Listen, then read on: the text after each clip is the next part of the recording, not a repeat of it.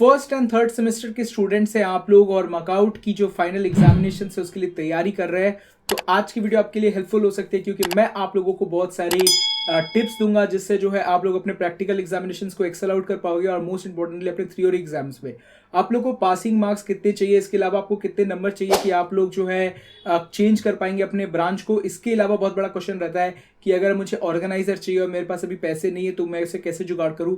ये सारा सोल्यूशन विवेक के पास है। तो दोस्तों वीडियो के साथ शुरू से लेकर अंत तक जुड़े रहें। दोस्तों वीडियो को कर दीजिए लाइक, चैनल कर दीजिए सब्सक्राइब और साथ में दोस्तों कमेंट सेक्शन में अपने व्यूज लिख के जरूर बताइए और साथ में टेलीग्राम ग्रुप को ज्वाइन करना ना भूलें क्योंकि सारे अपडेट्स मैं सबसे पहले वहीं देता हूं। सबसे पहले बात कर लेते हैं कि अगर आप लोग अपने प्रैक्टिकल एग्जामिनेशंस में एक्सेल आउट करना चाहते हैं तो प्रैक्टिकल एग्जाम्स बहुत ही बड़ा मेजर रोल प्ले करते हैं। क्योंकि अगर आपको पता ना हो तो मकआउट की तरफ से जो रूल्स हैं उनके हिसाब से अगर आप इंजीनियरिंग ड्राइंग ले रहे हैं तो उसमें 3 क्रेडिट्स है। जितना भी आप स्कोर करेंगे वो मल्टीप्लाई विथ 3 हो जाएगा जिससे जो आपका ओवरऑल सीजीपीए बहुत बड़ा इंपैक्ट प्ले कर सकता है। तो कैसे आप एक्सेल आउट करेंगे, कैसे आप अपने टीचर्स के फेवरेट बनेंगे जिससे नंबर्स आ सके।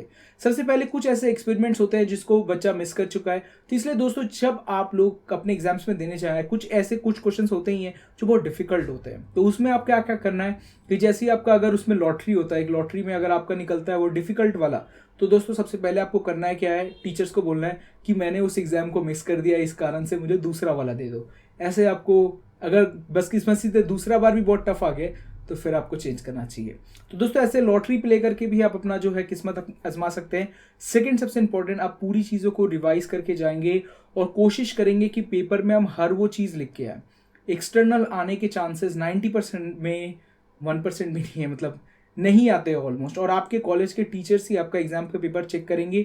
अगर टीचर जो है वो ऑलरेडी सन की है, मतलब आप जानते हैं 2-4 होते ही हैं ऐसे किसी ना किसी कॉलेज में, तो दोस्तों वहाँ पर आपको ध्यान रखना है कि आप कोई अनफेयर मीन्स का यूज़ ना करें और बेहतरीन तरीके से जो भी आप याद करके जा रहे हैं उनको डिट्टो अप्लाई करने की कोशिश करें। अगर आपका किसी तरीके से ग्राफ का एग्जाम है, जैसे केमिस्ट्री में ग्राफ होता है, और किसी तरीके से आपका मैच नहीं कर रहा है रीडिंग्स उस ऑन मोमेंट में, तो दोस्तों आपको ध्यान रखना है प्रीवियस वैल्यूज़ को जिससे जो है ग्राफ ऑलरेडी बन जाए।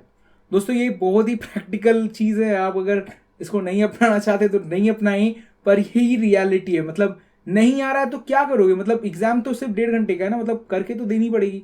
केमिस्ट्री की प्रैक्टिकल बात करें तो 1.2 की क्रेडिट है, अगर आप उसमें 5 स्कोर करते हो तो मल्टीप्लाई विद 1.5 होगा, मतलब आपको खराब स्कोर मिलेगा दोस्तों। तो इसलिए बेहतरीन तरीका है कि ग्राफ में आपका 20 नंबर है तो कोशिश करें कि दे सके।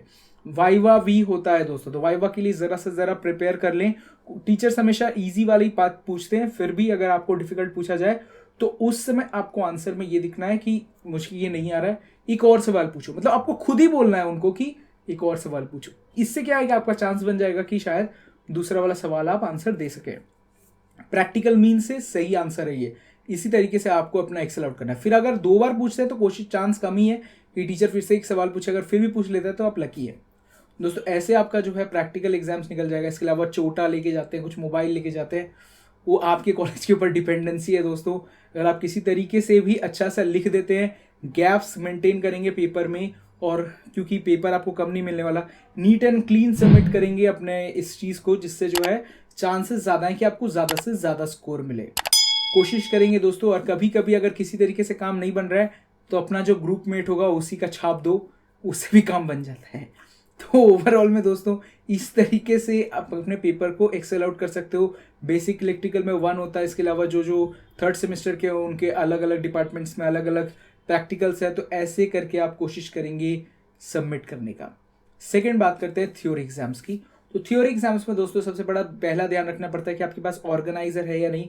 ऑर्गेनाइजर एक ऐसी किताब है जिसमें प्रीवियस ईयर के सारे क्वेश्चंस दे रखे हैं, क्वेश्चंस एंड आंसर्स। तो उसका अगर आपको नहीं पता, आपके पास नहीं है दोस्तों, डिस्क्रिप्शन में दिए हुए लिंक से आपको फर्स्ट ईयर का ऑर्गेनाइजर मिल जाएगा। सेकेंड ईयर में सिर्फ ईसीई का ऑर्गेनाइजर है हमारे पास, तो वो भी हमने दे रखा है दोस्तों। जब मैंने वेबसाइट बनाई थी तब वेबसाइट को पॉपुलर करना था, वॉच टाइम बढ़ानी थी, तो बहुत सारी लिंक्स उसके अंदर अपलिंक है। पर दोस्तों मैंने छोटा तो कर दिया, पर मैं पूरा छोटा नहीं कर पाया।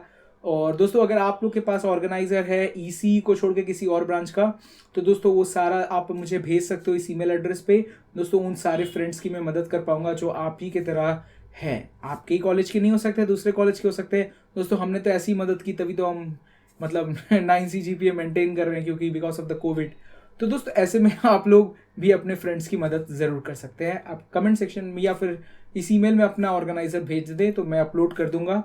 इसके अलावा दोस्तों हम आगे बढ़ते हैं। तो हम आगे देखें तो ऑर्गेनाइजर अगर आपके पास है, आपने प्रिपेयर कर रखा है, तो आपको अब सेक्शन वाइज देखना चाहिए। एग्जाम पैटर्न में जब आप सेक्शन बी में देखेंगे तो आपके पास 3 क्वेश्चन अटेम्प्ट करने हैं 4 या 5 क्वेश्चन में से। अगर आप किसी तरह का से सिर्फ 2 क्वेश्चन जानते हैं और आप नहीं जानते तीसरा वाला, तो दोस्तों वहां पर आपको एक पूरा पेज छोड़ देना है और उसके बाद आगे बढ़ना है, क्योंकि सेक्शन वाइज तो आपको पूरा अटेम्प्ट करना पड़ेगा।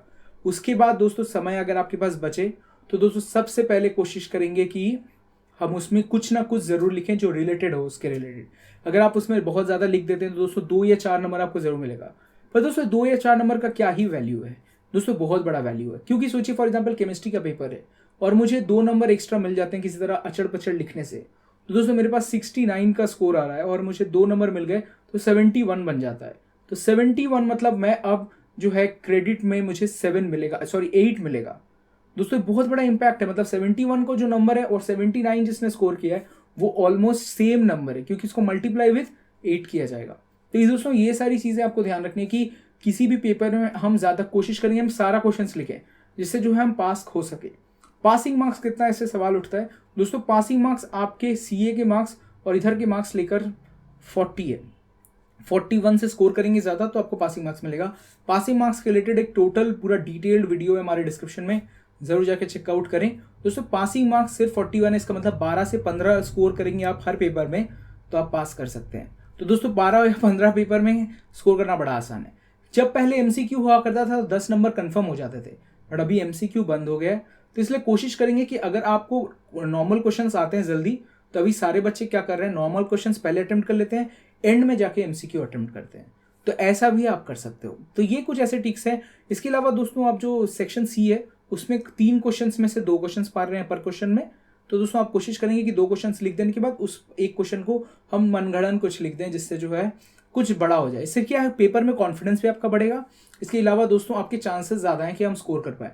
कुछ बच्चे क्या करते हैं, सिर्फ क्वेश्चन लिख के चले आते हैं, नहीं आता तो नहीं, क्वेश्चंस लिखेंगे। इसके अलावा दोस्तों और भी कुछ ऐसा डिटेल फिल कर देंगे, हो सकता है शायद कुछ ऐसा वर्ड हो जिसकी वजह से आपको एक्स्ट्रा मार्क्स मिल जाए। तो ये सारी कुछ ऐसे टिक्स हैं, जैसे कि ज़्यादा पेपर लिखने से क्या होता है, एक कॉन्फिडेंस लेवल भी बूस्ट होता है और स्टूडेंट को ऐसा लगता है कि शायद हम पास कर सकते हैं। तो ऐसे में जो है फायदे हैं दोस्तों, ये यूनिवर्सिटी है या कुछ हैक्स आपको यूज करने चाहिए। अभी भी आपके पास समय है तो कुछ पढ़ भी लेना चाहिए। दोस्तों ये प्रैक्टिकल टिप्स जो मैंने आपको दिए इसमें से कुछ भी मनगढ़ंत नहीं है या फिर बेकार नहीं है जिसको आप ऐसे बोलते हैं कि भाई विवेक मजाक उड़ा रहा है।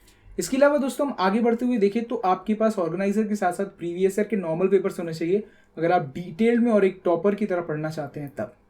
इसके अलावा बात करते हैं अगर आप अपना सेमेस्टर के बाद अपना जो है सेकंड सेमेस्टर के बाद अपना ब्रांच चेंज करना चाहते हैं, दोस्तों ब्रांच चेंज के ऊपर एक डिटेल्ड वीडियो हम जरूर लेके आएंगे। तो ब्रांच चेंज अगर आप करना चाहते हैं तो दोस्तों सबसे इंपॉर्टेंट चीज़ है कि आपको पास 8.5 CGPA मिनिमम होना चाहिए अप्लाई करने के लिए। पर दोस्तों हमेशा ध्यान रखेंगे 9 CGPA से ज़्यादा वाले को ही चांस मिलता है। आपके कॉलेज में जैसे स्टूडेंट्स हैं उसमें कितना परफॉर्मेंस है उस पर बहुत डिपेंडेंसी रखता है। मतलब इलेक्ट्रिकल वाला ECE में जा सकता है और ECE वाला मतलब सीधा CSE में जा सकता है, IT वाले भी CSE में जा सकते हैं। तो इसलिए आपको ध्यान रखना है कि आपको ओवरऑल में 2-3 ब्रांचेस में सबसे ज़्यादा स्कोर करेंगे तो जा सकते हैं। लिमिटेड नंबर ऑफ सीट्स होते हैं ब्रांच चेंज वाले को, तो उसमें डिपेंड करता है कि आप में से कितने स्टूडेंट्स कितने बेहतरीन हैं और चेंज कर पाते हैं। बट 8.5 CGPA आप मेंटेन करेंगे तो करीब चांस है आपका जो है चेंज कर पाए। और अगर आप पास करना चाहते हैं सिंपली तो वो भी वीडियो आप जरूर जाके चेकआउट करें कि आप कैसे पास कर सकते हैं। तो दोनों ही रिलेटेड और साथ में आप ब्रांच चेंज कैसे कर सकते हैं उसके रिलेटेड भी वीडियो है दोस्तों, डिस्क्रिप्शन में जरूर जाके चेकआउट करें। ऐसे ही मजेदार और इन्फॉर्मेटिव वीडियोस के लिए दोस्तों इस वीडियो को लाइक कर सकते हैं, चैनल को कर सकते हैं सब्सक्राइब। साथ में दोस्तों आप ऑर्गेनाइजर को डाउनलोड कर सकते हैं डिस्क्रिप्शन में दिए हुए लिंक के साथ। फर्स्ट एंड थर्ड सेमेस्टर की आपकी तैयारी कितनी दूर तक हुई है आप मुझे कमेंट सेक्शन में लिख के बता सकते हो।